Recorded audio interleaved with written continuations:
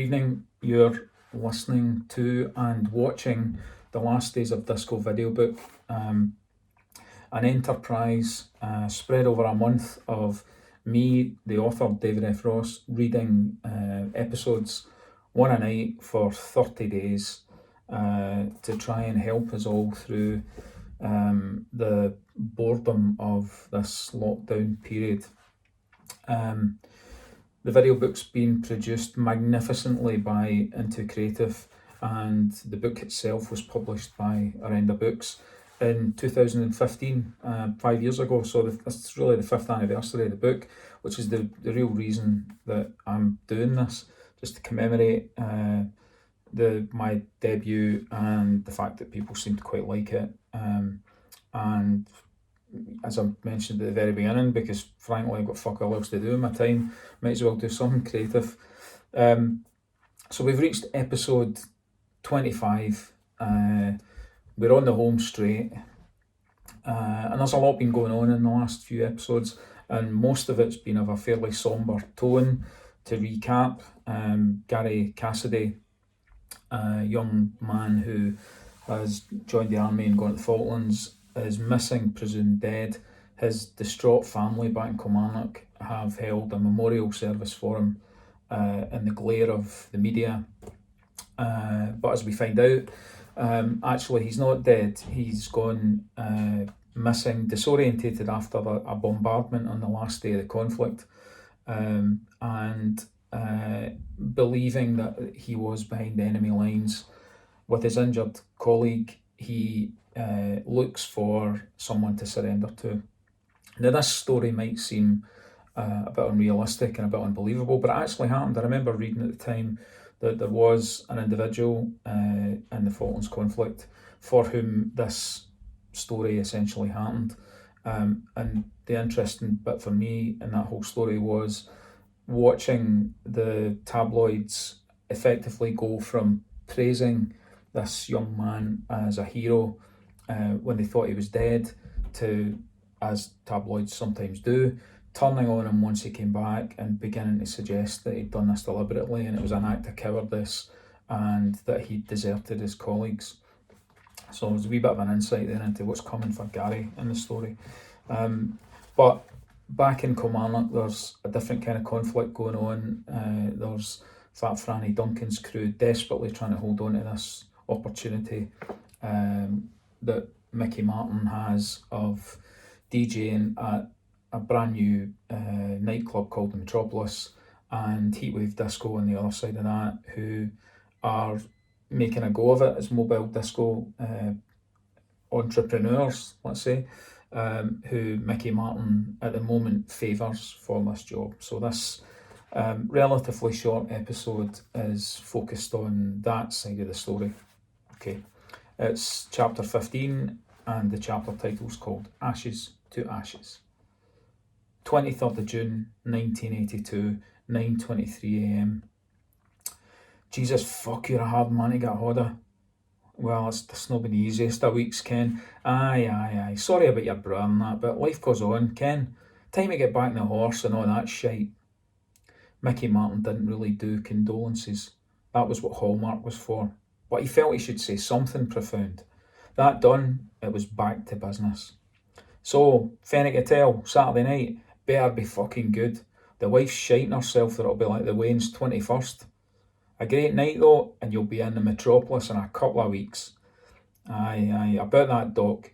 Everything's fine for Friday, but I think we're going to call it quits after that, said Bobby, moving to one side to avoid Mickey's cigar smoke. It's been good with the disco and that, but there's been far too much hassle.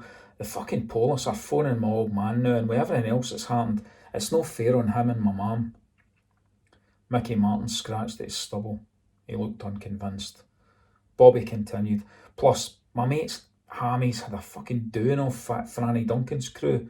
He's ended up in hospital with hypothermia, and he got electrocuted too. Bobby sniggered. Oh, that was his own fault, to be honest. Mickey Martin didn't laugh though. Bobby looked nervously around the porta cabin that Mickey's lackeys had brought him to after tracking him down to Joey Miller's house in Ontank. I've picked you for this Metropolis gig. I could have given it to that fat cunt, but I don't want to. Needs brought down a peg. I'm no used to taking no for an answer. You should ken that, Bobby. Aye, Doc, I do. But I'm in a tough spot here. My dad paid for all the gear and that. Do the fucking job then and pay him back. Mickey was losing patience with this conversation. Look, you leave Fat Franny to me. I'll deal with him and make sure he doesn't bother you again. Mickey reclined in a big leather seat that looked totally out of place in a builder's hut. I'll make a phone call, and before you can say Tommy Cooper's a cunt, it'll be sorted, just like that. Aye, said Bobby falteringly. All right then, I'll speak to Joey. Do that. Mickey stood up, signalling the discussion was over. Get there early on Friday, and don't fuck it up, 'cause I ken where you live. Bobby turned back to this to see a wicked Dick Dastardly smile beaming back at him. I'm fucking joking, for Christ's sake. What do you think I am? 23rd of June 1982, 10:11 a.m. Des! What is it, boss? Des Brick rolled his eyes. He was in the Ponderosi's kitchen and had just submerged the tea bag into the sugary boiled water. Get in here! Fat Franny's tone had all the excitement of a child who had just been informed that Santa Claus was a lazy bastard who left the presents at the first house he got to, and this year it would be his. Where's the joy, big man? The doc's just off the phone, Desi boy. The Metro gig's back on. Fucking yes. Fat Franny punched the air 3 times. At last, mate. At fucking last. That is good news. What changed his mind then? I made him an offer he couldn't refuse, said Fat Franny with the smuggest of smug looks all over his face, which only slipped when Des Brick eventually said, No, really, what changed his mind? Fat Franny glowered. We're finishing off the work at the Metro, and 'cause we're doing that, we're getting a long-term contract. Fat Franny was a bit irked at having to explain this to a subordinate, especially since it wasn't entirely true. Mickey Martin had indeed phoned Fat Franny about 15 minutes ago. He had indeed asked for some help in finishing off the joiner work, some electrical installation, and all of the painting at his new club. He had indeed dangled a carrot of, help me out with this wee problem and I'll give you the first weekend. However, Fat Franny was unaware that Mickey Martin had no intention of using the Duncan crew for his new venture beyond getting the place finished for free. Thought it was for using the Cassidy boy, asked Des innocently. Another one who might be sleeping with the fishes if his attitude doesn't fucking sharpen up. I told you, he changed his mind. Now, do you want to be working with me or no? Fuck's sake, Des, you're getting as fucking negative as your brother-in-law of yours. Sorry, Franny. No sweat, man. It's just a wee bit of a surprise, Ken. Des recognised Fat Franny's irritation and moved quickly to diffuse it. So, what's the plan, boss?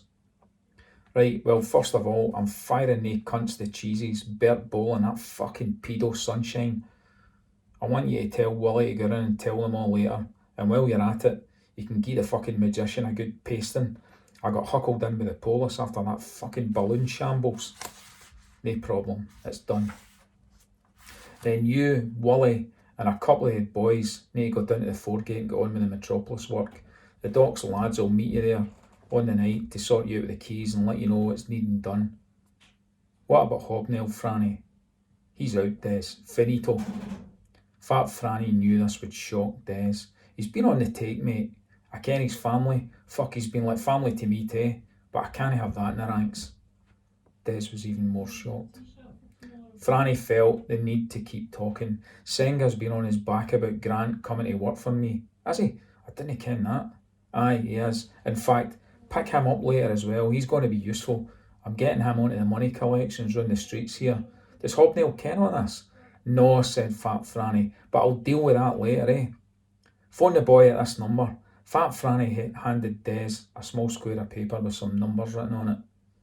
His maw's thrown a fucking fit, so he walked out. You'll get him there. Fat Franny reached for his jacket. So you clear on everything? Aye, I think so, said Des. It was a lot of information, so Fat Franny let Des's hesitation pass this time. Phone me later at the Portman. When you're heading down to the Metro, I'm away to get Teresa, light her cell out and wash that cup. And with that the fat man walked out the front door and down the gravel drive away from the Ponderosa, considerably happier than he'd been when he'd got up that morning. He'd lost a ton last night because of those two fannies, Miller and Hansen.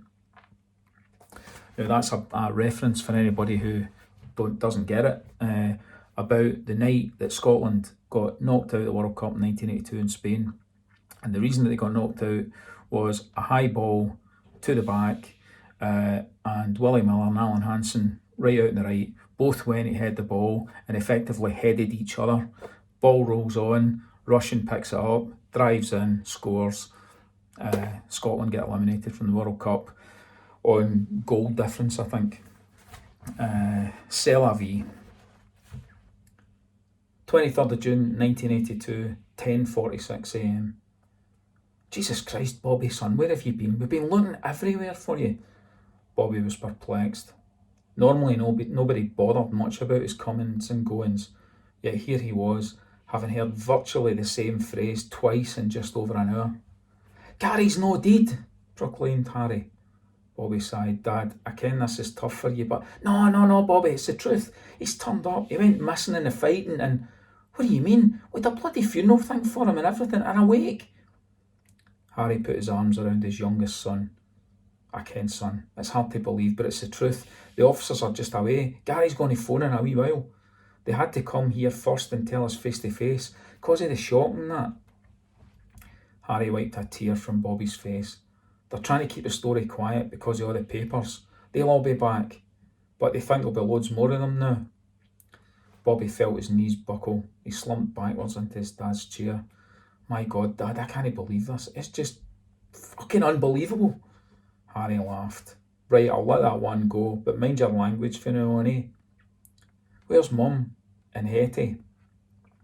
Your mum's no coping well, son. She stayed with Sadie Flanagan last night, mainly to give us a break. The chaplain thinks we should wait a couple of days before telling her about Gary. Hetty's in with her just now, but she couldn't believe it either." Harry moved over to the window and opened curtains that had been constantly closed for days. Bobby saw the multitude of deep cuts on his dad's face. "Jesus Christ, Dad, what happened to your face?" It's nothing. I went out for a walk to clear my head, and I tripped and fell. I scraped it down a brick wall. It's fine. It looks worse than it is." Bobby slumped into Harry's armchair. He felt totally drained. "By Christ, it's been some fortnight, Dad, eh?" "Aye, son, in more ways than one."